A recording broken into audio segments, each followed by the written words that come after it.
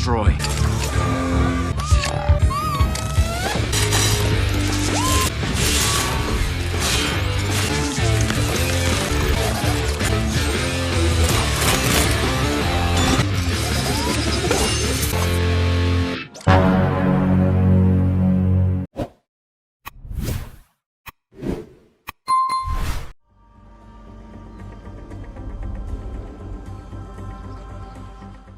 The film opens with a view of a magnificent city called San Fransokyo, a blend of San Francisco and Tokyo. In a corner of the city, there's an exciting mini robot battle.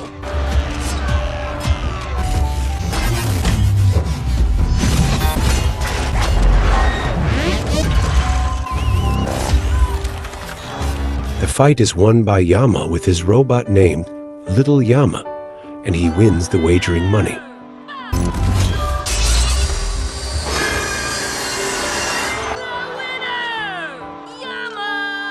Who's next? Who has the guts to step into the ring? The Little Yama! Suddenly, from the crowd, a teenager named Hiro volunteers to fight with his robot Mega Board.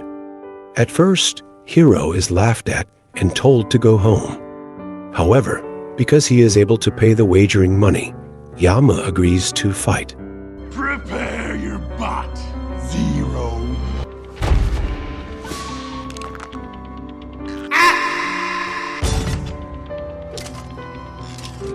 A fierce battle begins. However, Mega Board is destroyed and Yama wins the fight again. Hiro asks for a rematch, arguing that the previous fight was unfair. It is in this rematch that Hiro shows the true power of Mega Board. Megabot. Destroy.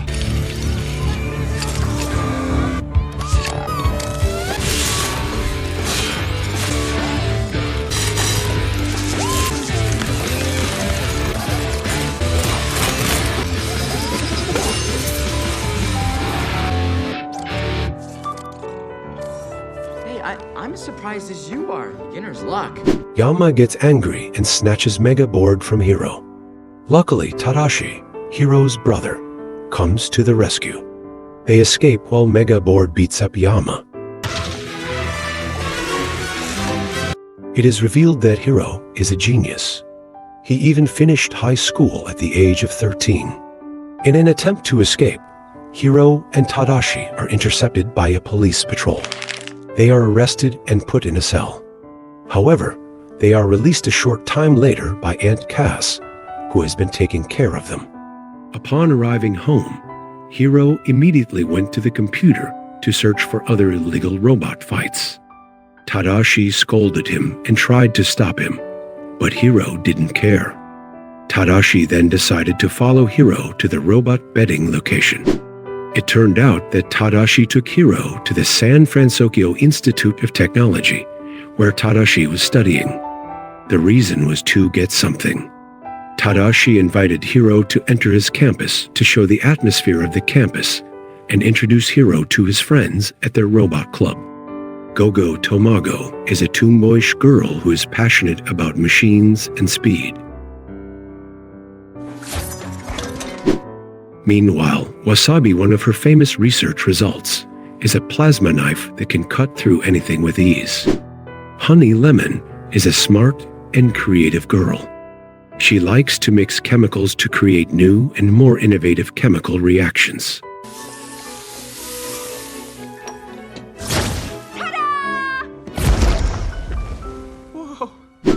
And finally, Fred is a silly mascot with a monster outfit. Fred is actually too interested in academics and science, but he is interested in comics and dreams of one day becoming a hero. Then Tadashi invites the hero to his research place.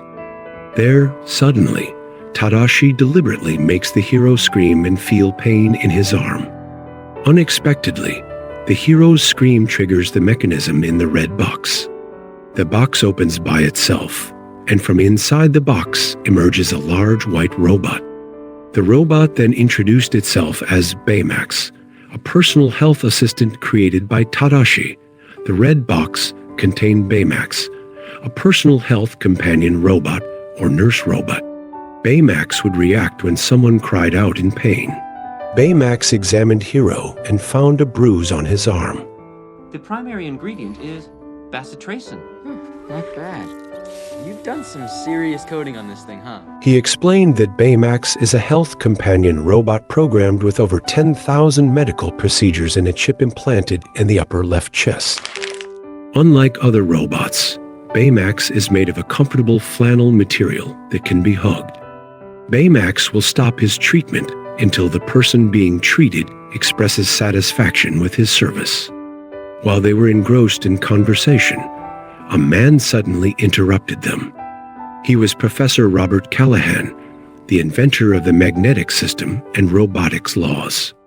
Because of his interest in robots, Professor Callahan offered Hiro admission to the San Fransokyo Institute of Technology without looking at his age, which is still too young to be a student. The next day, Tadashi explained to Hiro that the San Fransokyo Institute of Technology was holding a student work exhibition. The work that impressed Professor Callahan would be selected for admission. Trust me, it will be.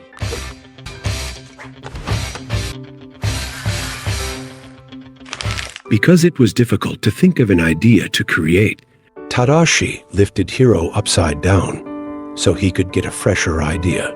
It was at this moment that Hiro saw his robot table, and suddenly an idea came to mind. Hiro rushed straight to the garage to work and finally managed to create thousands of small black units.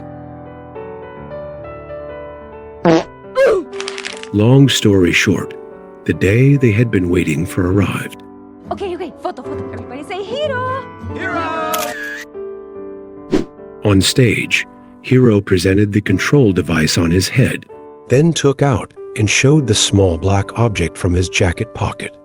Hiro explained that these microbots would not be useful if they were only one. However, if combined with other microbots, it would become something very useful. The microbots are controlled with this neurotransmitter. It can now be accomplished by one person. Microbots can move anything, anywhere, with ease.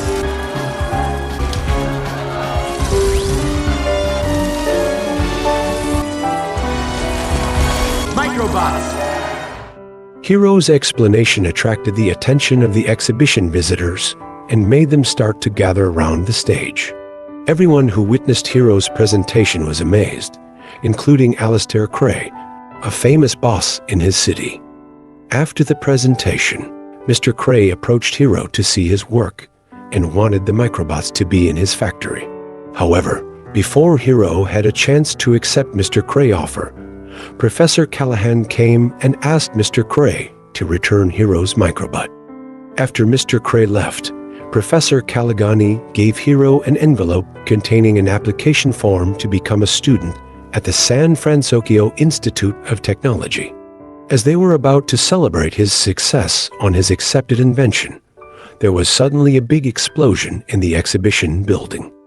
This explosion changed the lives of Hiro and his friends forever. Suddenly, the building alarm went off. Hiro and Tadashi then ran towards the building. There, they watched people scatter out because the exhibition building was on fire. Knowing that Professor Callahan was still inside the building, Tadashi rushed in to save him.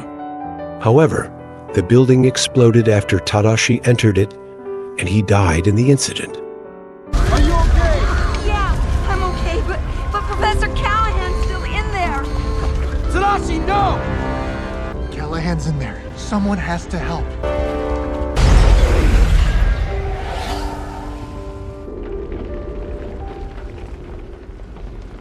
As a result of the incident, Hiro became withdrawn and isolated himself in his room. After his brother's death, Hiro accidentally dropped his Megabot and hit his leg. This activated Baymax, his brother's creation robot, who immediately asked Hiro to undergo treatment. Your hormone and neurotransmitter levels indicate that you are experiencing mood swings. Hiro refused and forced Baymax to shrink again. However, his efforts were unsuccessful and instead caused him to fall under the bed. Under the bed, Hiro found one of his active microbots. At first, Hiro felt strange because his microbot was attracted to another microbot. Meanwhile, the microbot was the only one left. Because he was curious, Baymax then scanned the microbot. Hiro, who was busy with his robot, Baymax found out for himself where the microbot was going. Finally, Hiro quickly followed and took them both to an abandoned warehouse.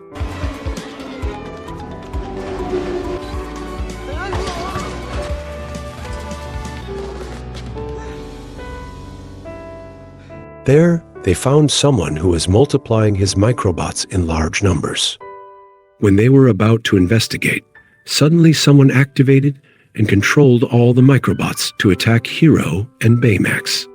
With great difficulty, they managed to escape and go to the police station to report the incident that had happened to them. The police were not convinced of Hiro's report about being attacked by a mysterious masked figure. The police asked Hiro to write down his parents' phone numbers so they could call and pick him up. That's when Hiro and Baymax disappeared from the police. When Baymax was put in the box to charge, Baymax suddenly called Tadashi's name. This made Hiro surprised and woke up. Looking at his microbot, Hiro suddenly assumed that the fire that caused Tadashi's death did not seem to be a pure accident. He then decided to catch the masked man. Hiro then made a carbon fiber costume for Baymax and added martial arts skills in the Baymax chip he had downloaded.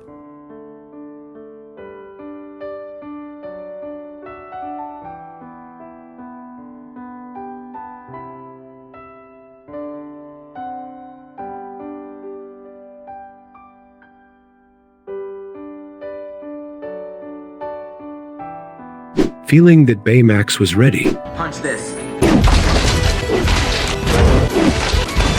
Gummy bear! after a short training session, they headed out to the old warehouse he had visited earlier in the day. Using the microbots as a guide, Hiro and Baymax continued to search for the kabuki mask. Without them realizing it, a weaponized car was following them.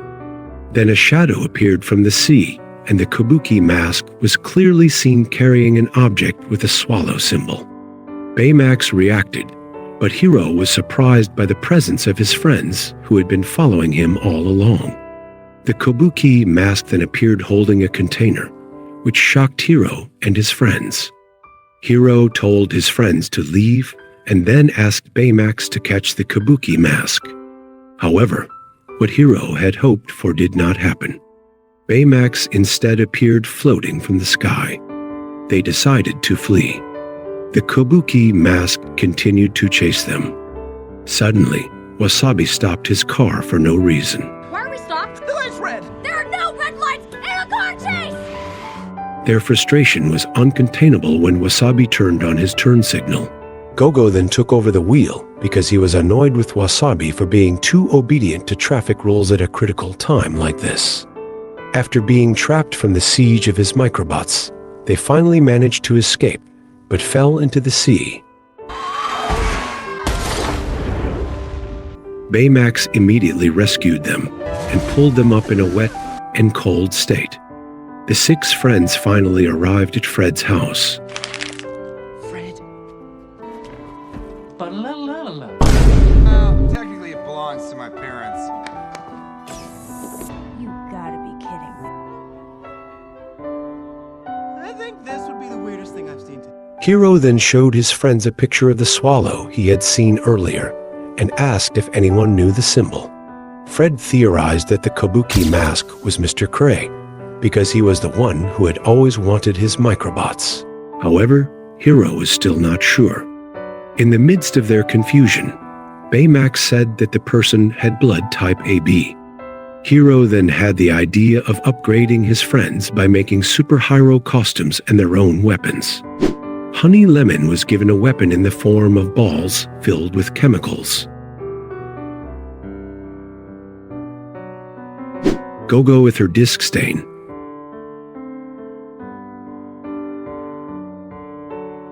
Wasabi with a plasma knife. and Fred with an elastic monster costume that could also spray fire. Hiro also introduced Baymax Space with a weapon in the form of a rocket punch that could return. Baymax spread his wings. Hiro then got on the back of Baymax and ordered him to fly.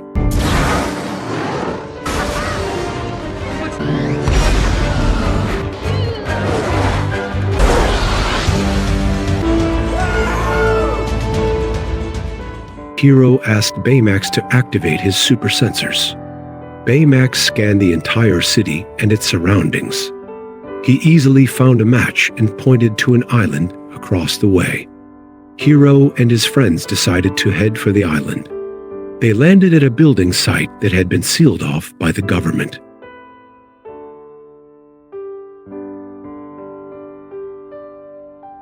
Startled by a sudden sound, they shouted and drew all their weapons. Funnily enough, the source of the sound was a pigeon. They finally entered an elevator that seemed to be out of service. However, due to the damaged building structure, Baymax's sensors were not working properly. In a control room, Hiro opened a monitor containing several videos. The videos showed Cray introducing his project called Silent Sparrow to a general and several other people. It turned out that this video was a recording of a failed teleportation experiment. The accident killed a woman named Abigail due to Cray's negligence in continuing the experiment and not notifying the instability of the energy in the teleportation machine. As a result of the accident, the island and laboratory were closed by the government. Not long after, the Kabuki mask appeared from behind and attacked them. Hiro asked his friends to take the microbot control transmitter from behind the Kabuki mask. Super jump! Crush! Falling hard!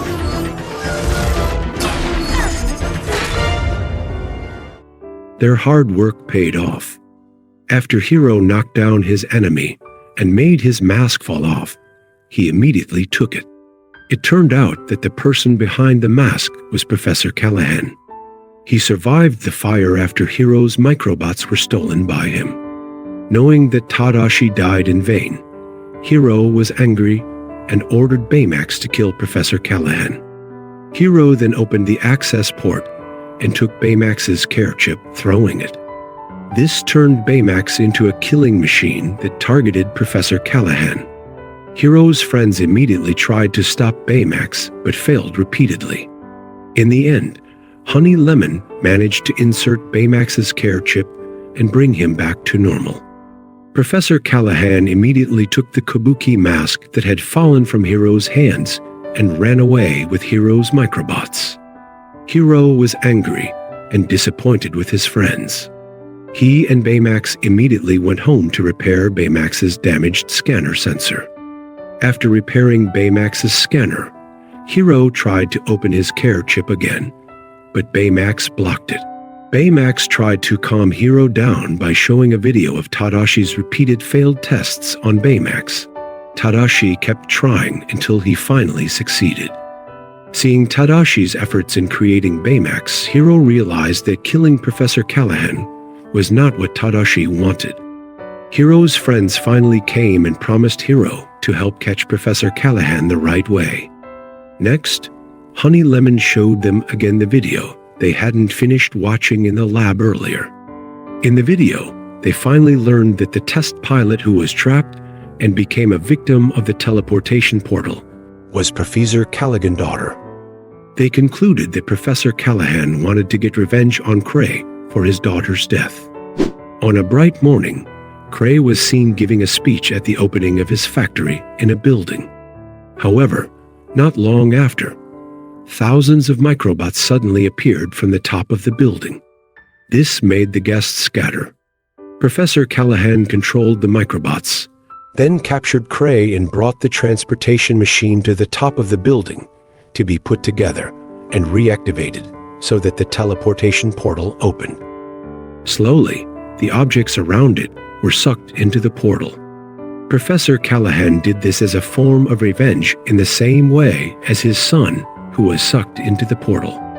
Hiro and his friends finally arrived and tried to stop Professor Callahan from taking any further action.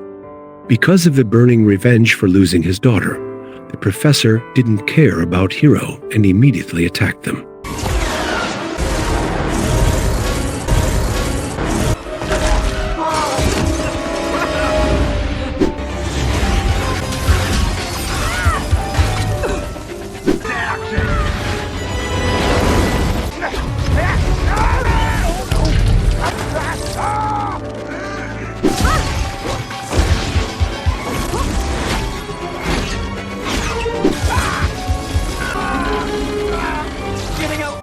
After a tiring fight, Hiro found a way to defeat Professor Callahan by letting all the microbots be sucked into the portal. Wait a second. Dude, don't throw the...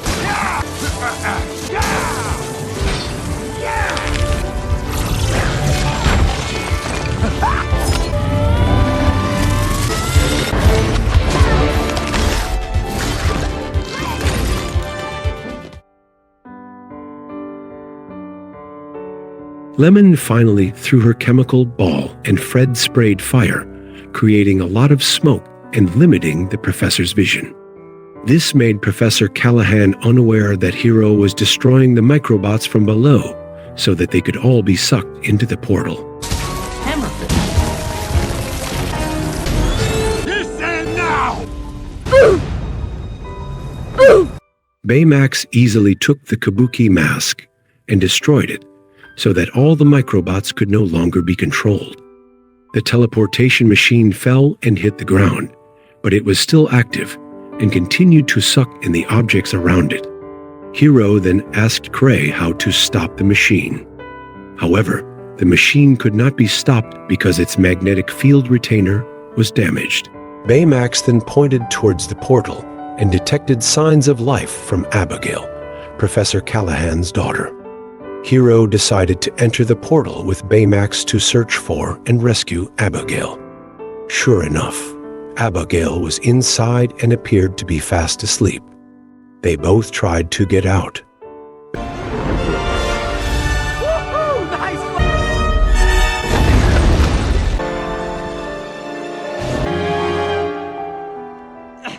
Baymax tries to push Hiro up with his rocket fists so he can get out safely. Sadly, Baymax asked Hiro to say the word, satisfied with his service. However, Hiro refused to do so because saying that word would deactivate Baymax and leave him inside the portal forever. Hiro didn't want to lose Baymax. Remembering the dwindling time, Hiro finally hugged Baymax with deep sadness and said the word, satisfied with his service. At the same time, a rocket punch was fired, and Baymax was knocked deeper.